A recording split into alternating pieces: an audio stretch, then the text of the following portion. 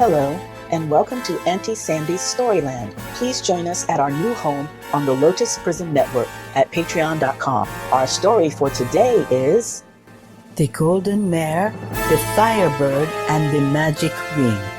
Retold and illustrated by Ruth Sanderson.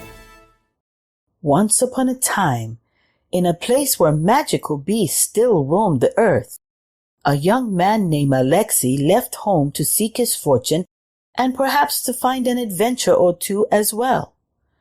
Alexei was an excellent huntsman, but after traveling for a week, he had found neither work nor adventure.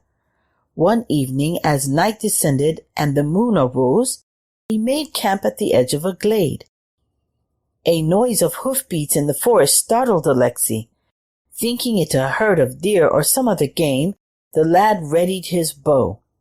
Yet the young hunter did not loose his arrow, for the beast that appeared in the clearing was too wondrous to shoot. It was a golden mare with a silvery white mane that streamed around her and sparkled in the moonlight. The golden mare stood and gazed at the huntsman, who pointed an arrow at her heart. "Hold fast, sir, do not shoot," said the mare, to the astonishment of the lad. Alexei lowered his bow and slowly approached the remarkable mare. "I am at your service for sparing my life," she said. "What is your desire?" Alexei told the mare he sought work and adventure. "The Tsar of this region could use another huntsman," said the horse. "Tomorrow I will take you to his palace. If he hires you, I promise to serve you well." The next morning Alexei fashioned a rough bridle with a bit of rope, mounted the golden mare, and set off for the palace of the Tsar. The Tsar hired the young man at once. So impressed was he by Alexei's mount. He offered Alexei a princely sum for the mare. "Thank you, sire," said Alexei, "but I'm afraid she'll allow no rider but me." Annoyed that his offer was declined, the Tsar ordered a saddle and a real bridle put on the horse, but not one of his men could stay on the golden mare's back. The Tsar glowered at Alexei, for he usually got what he wanted. "I trust that you will serve me quite well," he said coldly, not wanting to dismiss him in case he turned out to be a good huntsman.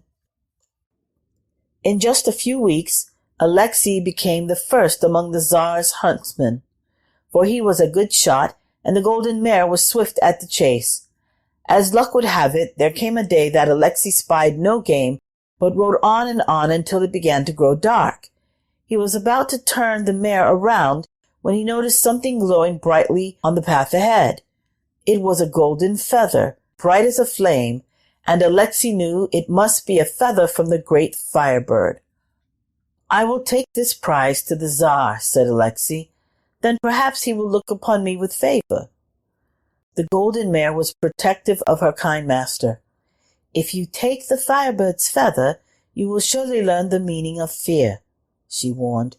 But so confident was Alexei that he did not heed her words and presented the feather to the Tsar the very next day.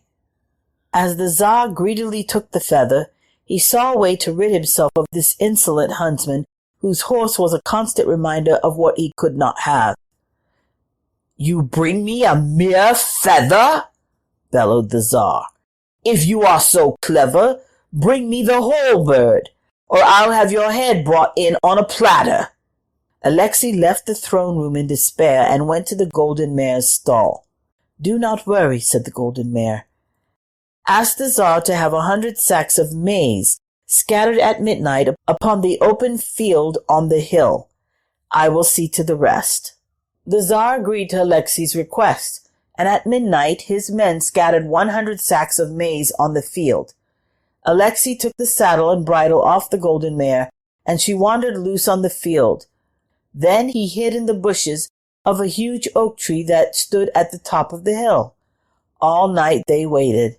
As the first golden rays of dawn lit the sky, from the eastern edge of the world the Firebird came flying, wings aflame with the reflected light of the sun.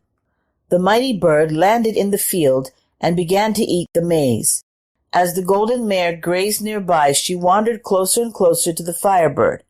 When the bird was close enough, the mare placed a hoof upon its tail, pinning it to the ground. The Firebird tried in vain to fly away, but the mare held fast. Alexei jumped up from the tree, tied the struggling bird securely with rope, and placed it carefully in a sack. The Tsar was amazed to see Alexei bearing the mythical Firebird. He ordered a huge ornate cage built for the magnificent bird. People came from miles around to see the captive Firebird, and all the neighboring Tsars were quite jealous of his prized possession. Alexei, however, felt sorry for the bird and wished he had never seen its feathers shining in the forest path. Alexei remained the Tsar's best huntsman and brought him much profit, but no matter how well Alexei did, he could not please the Tsar, for the golden mare still obeyed Alexei alone. A few weeks later, the Tsar called Alexei to him. "Since you seem to have a talent for impossible tasks, I have another one for you," said the Tsar. "In a distant eastern land, Yelena the Fair sailed in her golden boat upon the lake of the sun. Find her and bring her back to be my bride. It will mean your death if you fail." With a heavy heart, Alexei went to the golden mare, certain that this new task was hopeless. "Ask the Tsar for a brocaded tent and all sorts of sweetmeats and delicacies," the mare said, "and I will take you to her." The Tsar supplied Alexei with a beautiful tent and fine foods, which Alexei packed into saddlebags upon the golden mare's broad back. As they set out, it seemed to Alexei that the mare's feet barely touched the ground, so swiftly did she run. For 7 days and nights she ran through green forests, past waterfalls, up and down mountains, until on the 8th morning she stopped. Silhouetted against the blazing sunrise, the boat of Yelena the Fair sailed upon the lake of the sun. Alexei set up the tent and arranged rugs and cushions inside, along with the fancy foods he had brought. Then he sat inside and waited for Yelena the Fair. Before long, the boat sailed closer and closer to the shore, until finally she lowered the sail and landed upon the beach. Stepping out lightly, the maiden approached the regal-looking tent and saw the feast that Alexei had laid out. Yelena and Alexei had a merry time, eating and talking of many things. "My master, the Tsar, is rich and powerful and famous too," Alexei boasted. "And he has in his possession the legendary Firebird. Perhaps you would accept the Tsar's invitation to be an honored guest at his palace." Yelena the Fair was so impressed by Alexei's persuasive words and gracious manner that she agreed to accompany him. When Alexei lifted the beautiful young maiden upon the golden mare's back, he felt a pang of guilt for not mentioning the old Tsar's true intentions to make her his wife. The Tsar was astonished to see Alexei coming through the palace gates with Yelena the Fair. "My bride?" he exclaimed. Yelena the Fair was not pleased and quickly realized that Alexei had brought her there under false pretenses. She looked from the old Tsar to the young huntsman who had trapped her. "I will marry no man," she said to the Tsar, "without my grandmother's wedding ring. It lies under a stone at the bottom of the lake of the sun." "Well," said the Tsar, gesturing impatiently to Alexei, "what are you waiting for? Go at once and fetch the ring." When Alexei was alone with the golden mare, he said, "I do not wish to fetch Yelena's wedding ring for the Tsar, for then she too would be a captive like the Firebird." "I will retrieve it then," said the golden mare. "Whatever happens, do not worry, for it is a magic ring and can grant its wearer any one wish."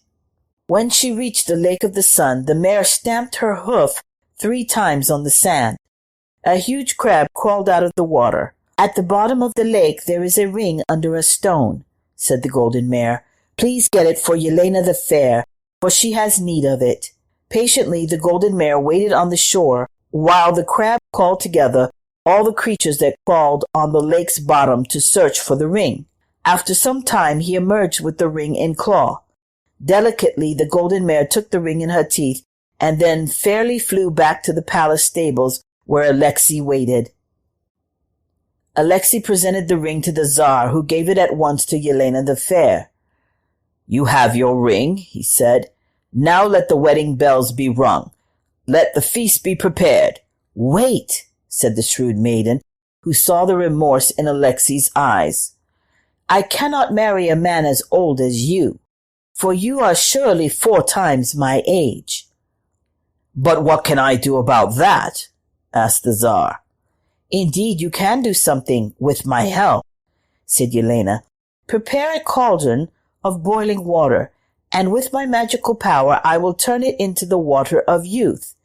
If you bathe in it, you will become young again." The Tsar ordered the cauldron prepared, and soon the water bubbled and steamed. "Let us first test this miracle," said the Tsar slyly. "You, Alexei, will be the first to enter the pot. Guards, seize him!" The Tsar's men held Alexei fast. He remembered the golden mare's words about the ring and hoped they were true, for now he knew the meaning of fear. Yelena the Fair approached the cauldron and passed her hands several times over the boiling water. Silently she made a wish and dropped the magic ring into the cauldron. "It is ready," she said. At the Tsar's signal, the guards flung Alexei into the boiling liquid. He sank below the surface once, twice, and after the 3rd time, he rose like a shot and leaped from the cauldron. He was in perfect health and unharmed by the scalding water. No one but Yelena noticed the golden ring on his little finger. Hoping to be as young and as strong as his huntsman, the Tsar jumped into the cauldron. At the same instant, Alexei made a wish on the magic ring, for he did not desire the Tsar's death. To everyone's surprise, Alexei reached into the cauldron and lifted out a little baby, smiling and unharmed. The Tsar was indeed young again. Since the Tsar was now too young to rule, the people made Alexei the Tsar in his place, and Yelena the Fair consented to become his bride. So she did marry the Tsar after all. And as for the baby Tsar, he was given a new name and raised as their own child. At his first official act as Tsar, Alexei ordered the release of the Firebird, for such a bird did not belong in any cage. In a joyful blaze of light, it flew to its home in the eastern sky. The golden mare ran free once more, and she continued to advise Alexei until the end of his days. That is the end of our story for today. Thank you so much for tuning in. Join our exclusive Storyland membership on the Lotus Prism Network to get special appreciation bonuses and rewards as a valued member of our listener team. To join our membership, go to patreon.com/the Lotus Prism Network. For those who like the book we read today and would like to purchase it, please click the link in the description. Follow our Facebook page so you can find us on all your favorite social media and share with your family and friends. Thank you for your support. We'll see you next time on Auntie Sandy's Storyland.